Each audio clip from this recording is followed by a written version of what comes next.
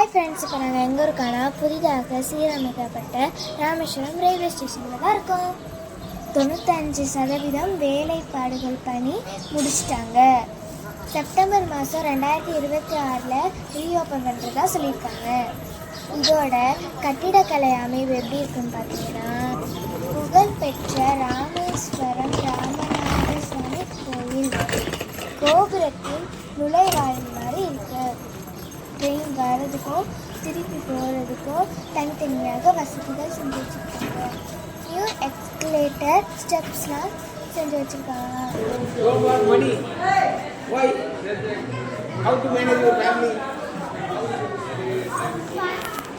There I saw one teacher. He asked me a question. What is your aim? I said my aim is to become a doctor. He asked, why you choose to become a doctor?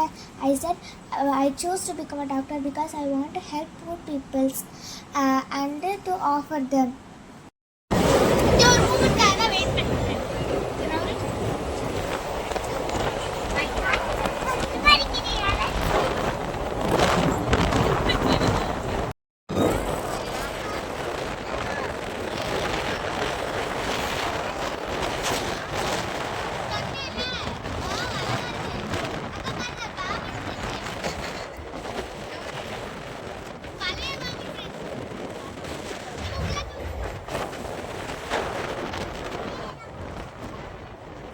எப்படி பாம்பு இருந்துச்சு கடந்து இந்த train போய் பார்த்தீங்களா?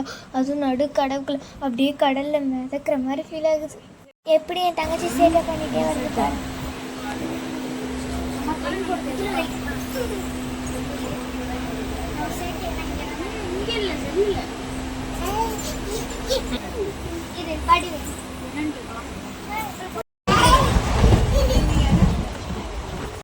அப்படியே தூக்கம் வரும்போது ஒரு காஃபியை குடிச்சுக்கிட்டோம்.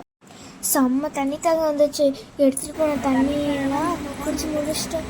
அதுக்கடுத்து நாங்கள் திருச்சி ரயில்வே ஸ்டேஷனில் தான் நிறைய நேரம் நின்றுச்சு. அதனால நாங்கள் போய் water bottle, tea, coffee, snacks எல்லாம் வாங்கிட்டோம். நாங்கள் ஸ்நாக்ஸ் என்ன சாப்பிட்டோம் தெரியுமா? பிங்கோ சாப்பிட்டோம்.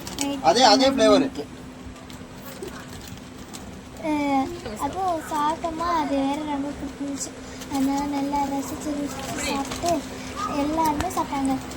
என் தங்கச்சிக்கு இருந்தால் ரொம்ப பிடிக்கும். எப்படி பொங்கலே சாப்பிட வச்சுட்டேன்னா நாங்கள் நல்லா சாப்பிட்டோம்.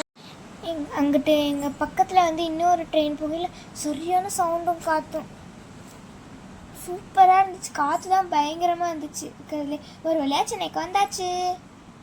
தங்கச்சி எந்த ட்ரெயினில் வந்தோம் எந்த ட்ரெயினில் வந்தோம் தேடிட்டு நாங்கள் அப்படியே ஆட்டோவில் ஏறி வந்து இறங்கி அப்படியே நாங்கள் ஆட்டோவில் ஏறி சென்னை ஜென்ரல் ரயில்வே ஸ்டேஷனுக்கு வந்துட்டோம்.